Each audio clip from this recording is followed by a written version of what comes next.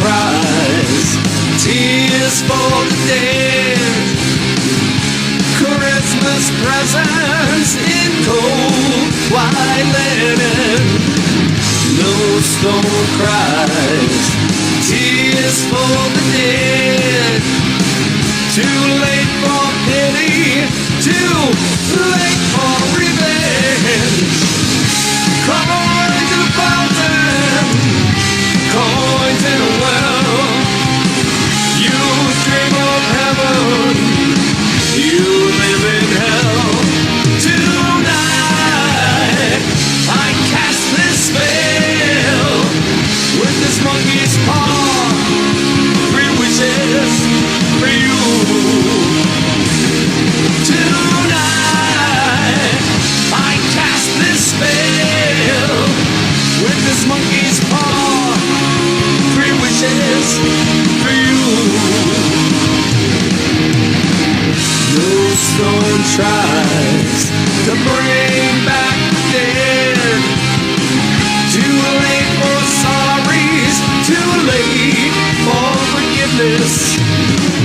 No stone tries to bring back the dead. All these tales are fast forgotten. Coins in a fountain, coins in a well. You dream of heaven, you live in hell. Tonight I cast this spell with this monkey's paw. 3 wishes for you. Tonight I cast this spell with this monkey's paw. 3 wishes for you. Monkey's paw. 3 wishes for you. Monkey's paw. 3 wishes for you.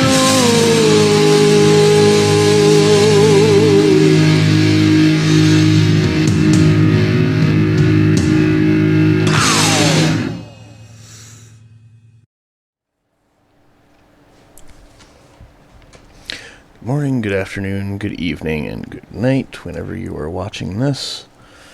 This is our third story, and this is The Monkey's Paw by W. Jacobs. In addition to today's story, we're also going to be looking at... What's the symbology there? Symbology? I'm sure the word you were looking for was symbolism. What is the symbolism there? So, symbolism. A symbol is, obviously, it's something that represents something else. We all know what a symbol is, okay? We use symbols all the time. Letters of the English language, any alphabet really, are symbols, okay? They stand in for something else. They're abstract ideas, okay? So a symbol isn't necessarily going to be a concrete idea, or the what the symbol represents is not necessarily always going to be a concrete idea. It will be an abstraction. Symbols are not always obvious. Symbols are not always going to come out and bash you up over the head. They can be discreet. They can be hidden. You can have something that you don't even realize is a symbol until, you know, especially in a story or a book or a film, you know, until you're almost completely done with it, and then you realize, oh, that's a symbol for something, okay? The meaning is not always concrete and practical. You could have a symbol that, you could have something that symbolizes something completely irrelevant to it. So why create symbols? Why don't writers just say what they mean? They allow writers to suggest these different layers and layers and layers of meaning. Things that just simply saying it could never truly convey to us. I've named this penguin Walter, by the way, in case you were wondering. So symbolism is an abstraction or a cluster of abstractions, okay? As I said, it doesn't necessarily need to be a concrete idea. It compares or puts together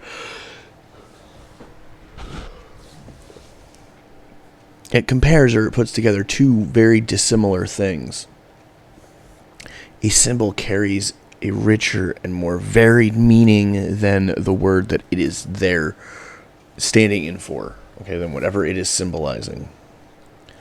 Symbols can have multiple meanings and different interpretations. I can read a symbol as one way, you can read a symbol as another way, and the author could have a completely different intent behind it. Or it could mean nothing at all. A symbol is an extended figure of speech. Okay, most of us know what figures of speech are, like it's raining cats and dogs, or that costs an arm and a leg. It doesn't really cost an arm and a leg. It's a figure of speech, okay? A symbol is an extension of that. We have this idea in literature, in film, called Chekhov's gun. It's a dramatic principle, and it basically states that everything within a story must be necessary. Irrelevant elements, irrelevant symbols should be removed, and that these symbols shouldn't be there if they're not going to come into play. The idea comes from a play by Chekhov where there's a gun on the wall, and you see the gun the entire time, and Chekhov said if it's not going to be fired, it shouldn't be there. So if the gun is on the wall, you know at some point that gun is going to be used.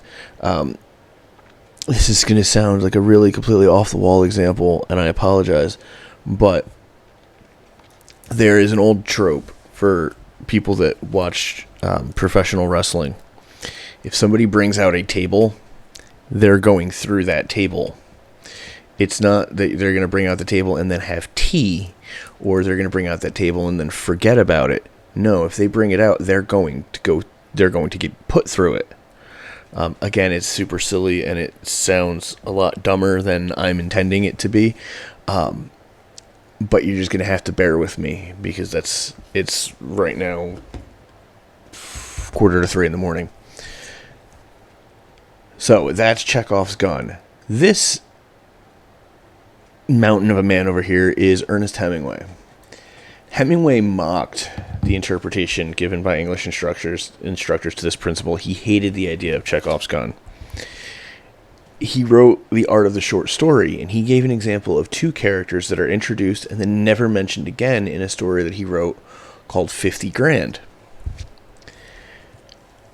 Hemingway valued these inconsequential details. I remember studying 50 Grand, the story, in undergrad, and we spent a good half an hour, 45 minutes discussing these two characters and what they meant, only to find out that they literally meant nothing.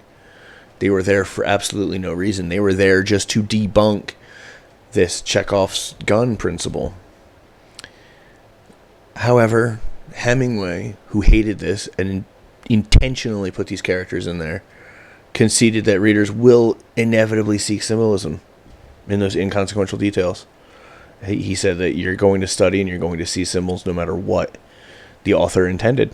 Okay? So, one of these days, someone will write a play about pacifists in a gun store, and it will be called Chekhov Was a Filthy Liar. Because pacifists do not believe in war or violence. So if they're in a gun store, what's the point? That's just a little joke for you. So symbols, we all know this symbol. We've all seen it. This is an archetypal symbol, a universal symbol. Okay, it means the same thing no matter what. There are certain symbols that will always mean the same thing. They're traditional, universal. Fire, for instance, okay, will always represent a cleansing, a rebirth, great destruction. Water will always represent the same things as fire. Flowers will almost always represent springtime. Okay? Trees, same thing, will always represent spring. Right? So those are archetypes. Those are universal symbols. Then we have allegory, we have figurative language. Now, we are going to read the allegory of the cave later, which will play a factor into this. But an allegory is just an extended symbol. Okay, it is a symbol that goes through the entire piece, that the entire piece itself is a symbol. and it's used to deliver a broader message about real-world issues and real-world occurrences. Okay. Figurative language, on the other hand, are figures of speech. They supplement or replace the literal meaning of things, such as this comic down here at the bottom, this comic strip. Okay, it plays to the idea of people using the word literally incorrectly. With these figures of speech, my scalp is literally on fire. Well, there's a fire on top of her head. Yes, it is in flames. This backpack literally weighs a ton, and he's got a 2,000-pound weight in it. I literally laughed my butt off. He's holding his butt in his hand. Okay, and then the mother says, "How was your day?" And he says, "Surprisingly literal." It's a figure of they're figures of speech, though. It's bending language and reshaping our response to that language that makes it figurative language. So that was symbolism. Now let's move on to W. Jacobs. Now, for those of you that are purely American and don't are going to look at it and say that the dates are written wrong, this is how they write the date in every other part of the world. You go from the smallest to the biggest, so day, month, year. You'll see this mostly for our British authors. Okay, for the non-American authors, I tried to keep their birth and death dates, any important dates, written this way. So, who was W. Jacobs? Well, he was an English author of short stories and novels. Best known for farcical comedies involving dark, dockside, rural Essex characters because he grew up in Wapping, London. His father was a wharf manager. He was educated at a private school. Okay, so he's pretty much the opposite of a lot of the authors that we're going to be talking about. As I mentioned in the yellow wallpaper, you're going to have a lot of authors that grow up impoverished, that grow up with a strained relationship amongst family, or that end up having, addiction issues. Jacobs was not one of them. Okay, he was highly educated. He grew up in a middle-class family. His stories a lot of times are supposed to be funny. They're farcical, right? They're farce. In 1885, he published his first short story, married in 1900, had 5 children. 1879, he starts working for the post office. This story, that's pretty much his life. Okay, he just wrote after that. There really isn't any tragic backstory to W. Jacobs. There certainly isn't anything that would indicate, hey, this guy is going to write one of the most, not only one of the most widely adapted short stories around this time, but one of the craziest, one of the most messed up, I guess is how to put it. I mean, I don't know. It's published in a collection that he wrote called The Lady of the Barge in 1902. This is a copy of the original. It was adapted many times in other media: plays, films, television, operas, other stories, comics. As early as 1903 and as recently as 2019. I was trying to do some more research to see if there was anything after 2019 within the last 2 years. I can't find anything, but I'm sure that there's elements of this story throughout other works. I mean, this is a very popular story with a very popular theme, okay? It was first adapted to film in 1915. It was a silent film directed by Sidney Northcote.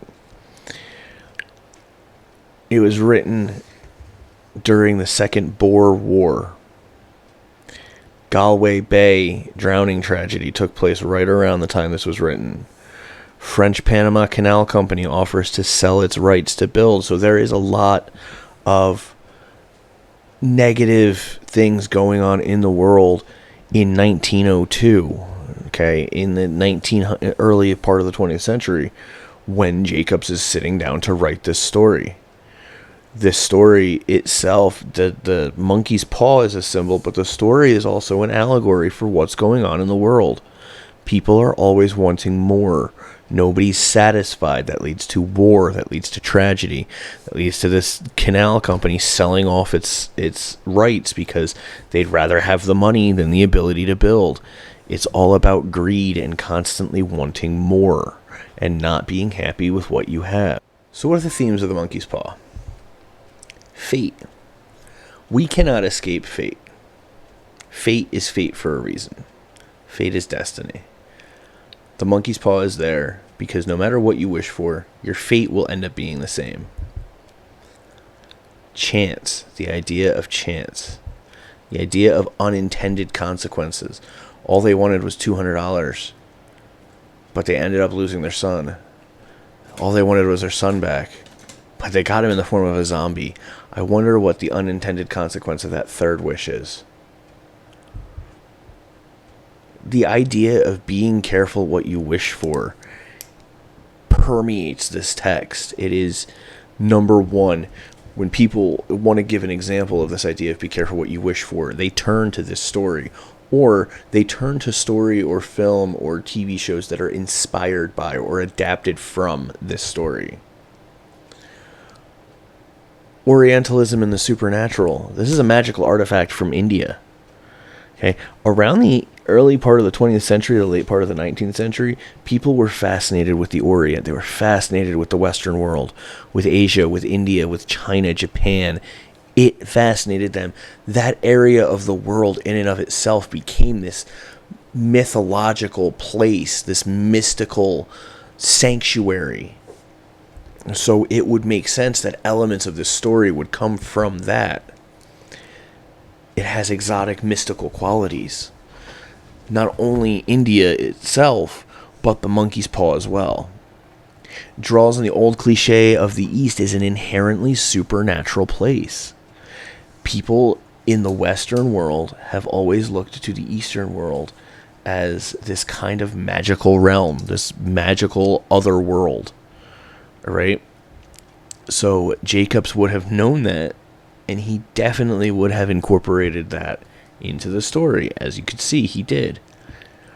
The idea of death provides some of the most horrifying imagery that you'll ever read in a story, especially one from the early 20th century.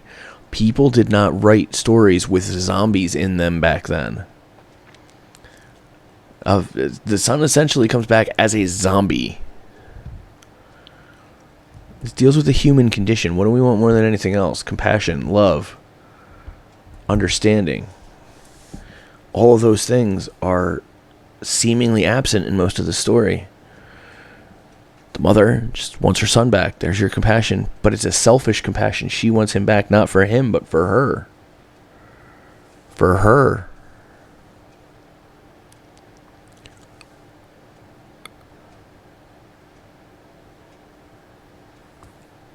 That's it for the monkey's paw. Next up is the allegory of the cave.